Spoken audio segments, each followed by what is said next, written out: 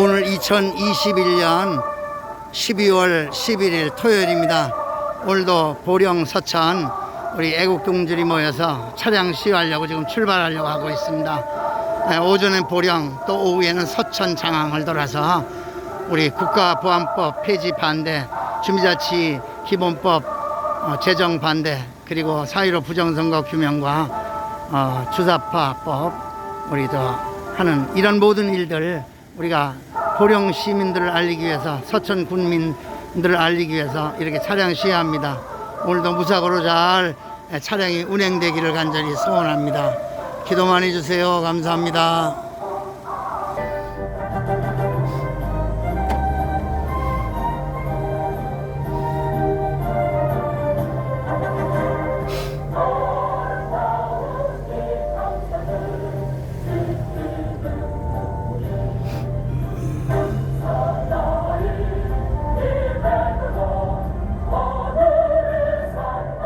전방에 연속으로 과속 방지턱이 있습니다.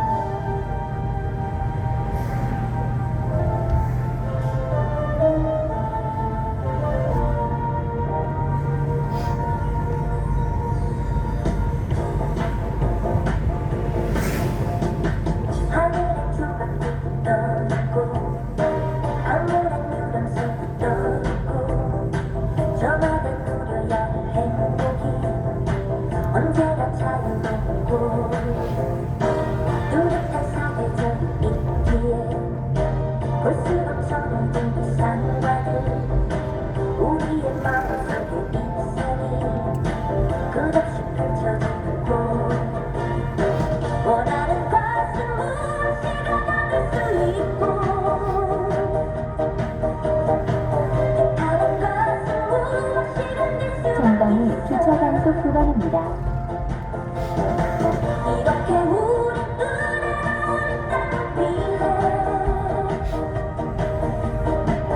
이렇게 우리 이병찬을 아래 오르래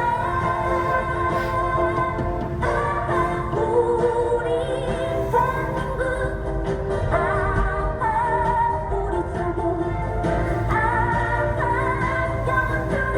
사랑하리라 우리 대한민국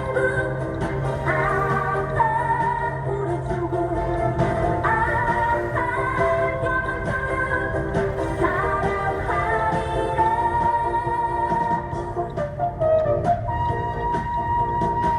도시의 독특한 비행들 농촌의 길이 노는가봐 저마다 자유로운 속에서 조화를 이뤄가는 곳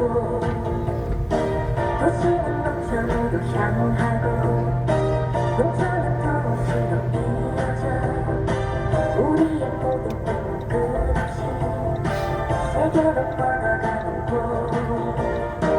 원하는 것은 무엇이든 얻을 수 있고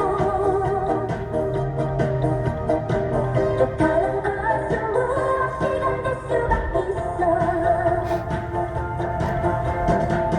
이렇게 우리 우리 땅을 위해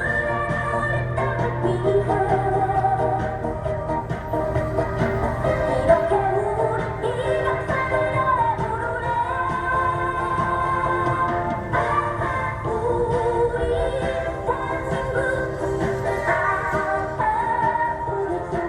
우리 조국 영원토록 사랑하리라 우리 대한민국 우리 조국 영원토록 안녕하십니까. 대한민국을 사랑하고 예수님을 사랑하는 애국 변호사 구정하 변호사입니다.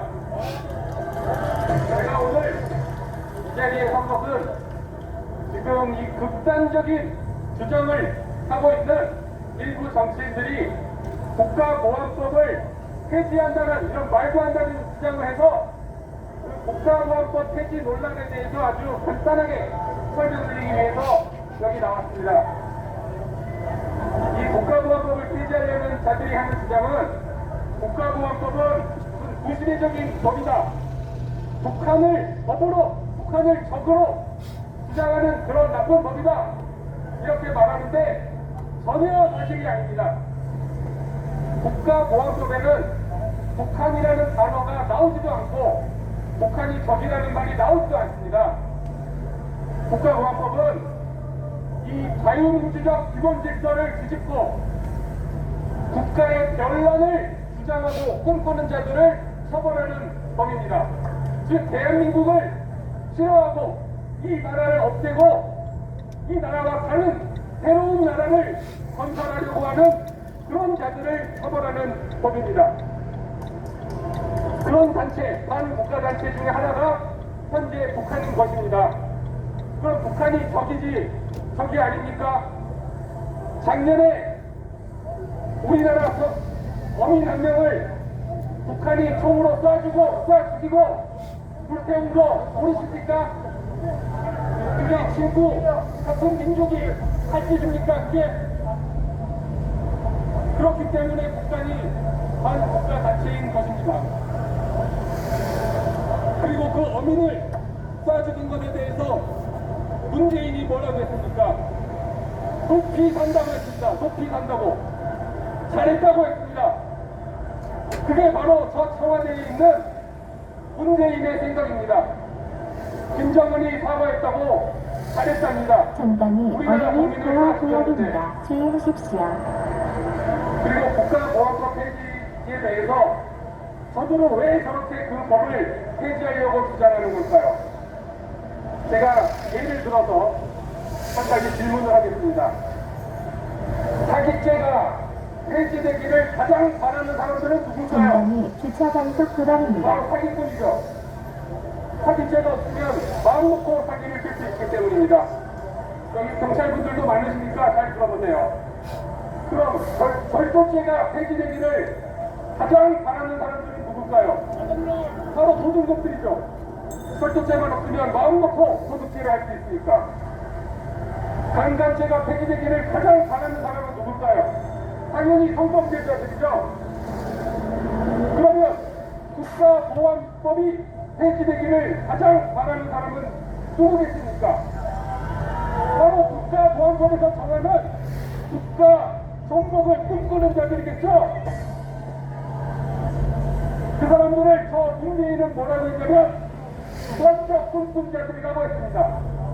저 문재인이 말하는 그 먼저 꿈꾼 자들이 바로 국가 정복을 꿈꾸고 국가보안법 폐지를 주장하고 있는 것입니다.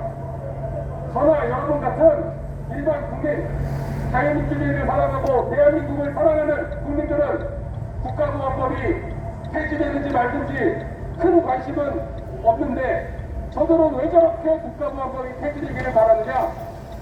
그것이 폐지되는 것이 그들에게는 너무나 중요하기 때문이고 그게 폐지되지 않는 한 자기들이 목소리에 내지 않기 때문입니다. 결국 그들이 꿈꾸는 세상은 자유민주주의적인 이 대한민국이 아니라 다른 나라이기 때문입니다. 자, 이제 이렇게 설명드렸으면 저나 국민들이나 이 말을 듣는 모든 사람들은 국가보안법이 왜 중요하고 반드시 이 나라에 있어야 하는 법인지 잘 아셨을 거라 믿습니다. 제가 오면서 뉴스를 보니까 김일성 회고록, 즉 세기와 거부가라는 그런 불온서적을 출판한 출판사에 얼마 전에 경찰이 국가보안법 위반으로 압수수색을 했다고 합니다. 바로 이 국가보안법 위반 혐의는 지금도 이 나라에서 곳곳에서 벌어지고 있는 것입니다. 그리고 일주일 전에 검찰도 국가보안법 위반 혐의로 일부 사람들을 기소했다고 합니다. 이것은 안 쓰는 법이 아니라 현재도 엄연히 존재하고 적용되고 있는 법이고 이 문재인 정권 들어서는 그 국가보안법의 중요성이 더욱더 커지고 있는 것입니다. 이로써 국가보안법 왜 필요하고 반드시 있어야 되는지 다 아시겠죠? 다른 이슈가 있으면 또 제가 나와서 이렇게 알기 쉽게 설명을 드리겠습니다. 오늘 제 말씀은 여기서 마치겠습니다. 감사합니다. 대한민국은 건국 이래 가장 심각한 위기에 놓여 있습니다. 그런데 무슨 위기냐? 경제 위기, 정치 위기를 넘어 자유민주주의 체제가 허물어지는 체제 파멸적 위기입니다. 그런데 많은 국민들은 그런 위기감을 잘 느끼지 못하고 있습니다. 이유는 뭘까요? 위기감은 있지만 내 눈앞에 펼쳐지는 급박한 위기로 느껴지지 않기 때문입니다. 드디어 국민들이 깨어날 수밖에 없는 사태가 발생했습니다. 전국 지방 최하 부단위인 읍, 면, 동, 단위마다 좌파 성향 세력이 주도하는 주민자치회라는 이상한 지방자치단체를 만들려는 시도입니다. 이것은 바로 더불어민주당 주도로 2021년 올해 1월 전방이 22일 발효된 왼쪽으로 과속 방지턱이 있습니다. 이 법에 따르면 집행기구인 주민자치회가 지방의원은 물론 국회의원도 갖지 못한 무소불위의 권한을 행사하도록 했습니다. 가장 심각한 독소 조항으로는 주민자치회가 소속 주민들에 대한 개인정보, 즉 주민등록번호, 휴대폰 번호까지를 중앙정부기관과 산하기관들을 포함하여 자치단체로부터 수집할 수 있는 말도 안 되는 권한을 부여한 점입니다. 이는 대통령도 갖지 못한 권한입니다. 주민자치회는 하부의 읍, 면, 동, 상수와는 별도로 통, 리, 마을별, 소조직을 설치하여 세밀히 주민들을 통제할 수 있도록 했습니다. 서로 얼굴을 아는 마을 사람들끼리 밀착 감시할 수 있게 된 것이죠. 주민자치회 소속 주민에는 주민등록이 된 주민뿐 아니라 일정 조건의 외국인, 해당 지역에 소재하는 공공기관 직원, 기업의 경영자와 노동자, 각 학교의 교직원과 학생 등도 포함됩니다. 이로써 민노총, 전교조 등 전국 규모의 좌파 단체들도 주민자치회에 가입하는 것이 가능해졌습니다. 이 법이 실제 통과된다면 대한민국의 자유민주주의를 좋아하는 국민들은 읍, 면, 동 단위에서 무소불위의 주민자치회와 그 관련자들의 감시와 통제의 눈초리 앞에 두려움과 절망감을 매일 느끼며 살게 될 것입니다. 6.25 전쟁을 겪었던 분들은 6.25 전쟁 당시 북한군이 남한 각 마을을 점령했던 3개월 동안에 인민위원회에 재판이 되지 않을까 염려한 바 있었습니다. 그들은 그때가 되니 이웃이 무섭더라 라는 고백을 하는 것입니다.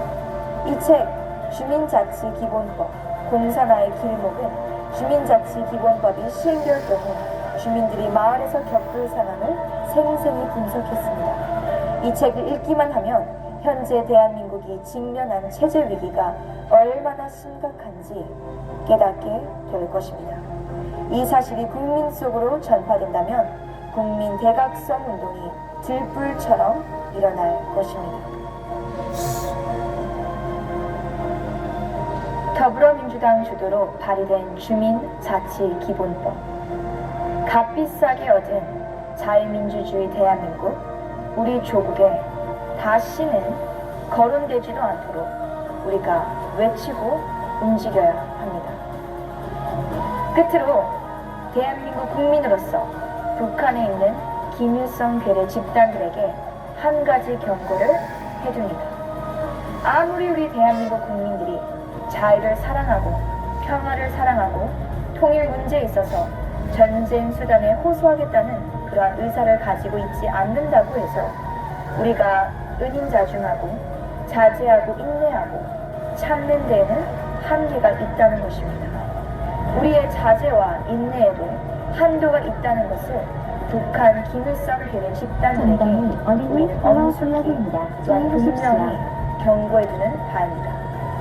국민 여러분, 앞으로 공산당 북한, 또 그 공산당 북한을 지향하는 현 정권과 제21대 국회에 이러한 도발 행위가 있더라도 우리는 눈도 깜빡하지 않고 우리 모든 국민들이 철통과 같이 단결하여서 공산당이 하는 도발 행위에 대해서는 즉각적인 반격을 가하고 그들을 격렬하고 우리 조국 건설에 더욱더 굳게 뭉쳐서 건설을 해 나가야겠습니다.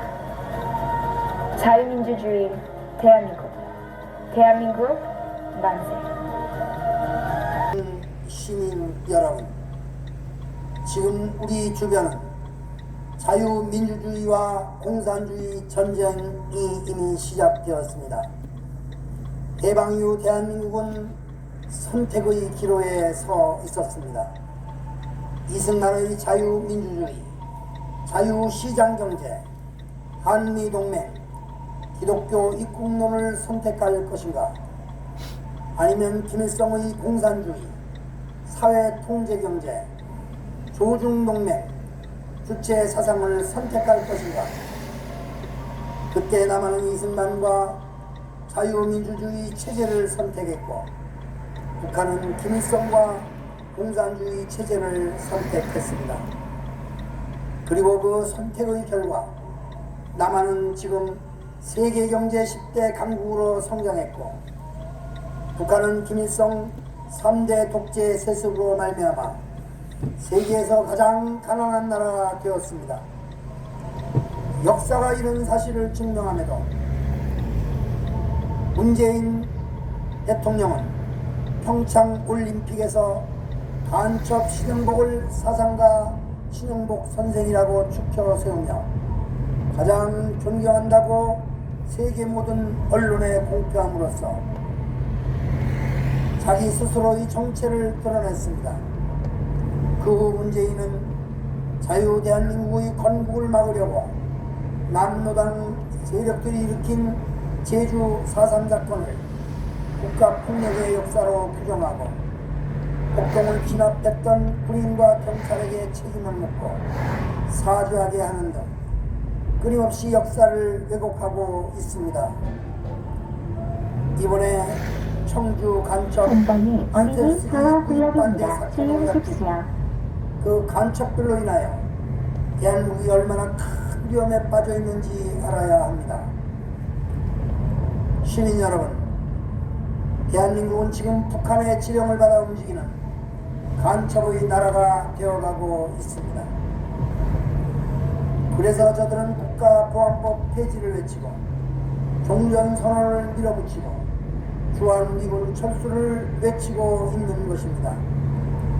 이대로 간다면 대한민국은 흔적도 없이 사라지고 아프가니스탄과 같은 일들을 경험하게 될 것입니다.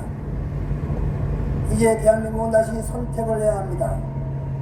조선민주주의 인민공화국에서 살 것인가, 아니면 자유민주주의 대한민국에서 살 것인가. 여러분의 위대한 선택이 무너져가는 대한민국을 살릴 수 있습니다. 존경하는 시민 여러분, 국민혁명당의 12대 공약을 꼭 읽어보시고 국민혁명당에 가입해 주십시오. 1000만 당원이 가입되면 민노총, 전교조, 공산주의 주사파 세력들을 물리치고 대한민국을 바로 세워 자유통일을 이루고 전방에 세계 약속으로 제조 과속 국가로 방지턱이 나아가게 있습니다. 될 것입니다. 감사합니다. 대한민국 만세! 국민혁명당 만세!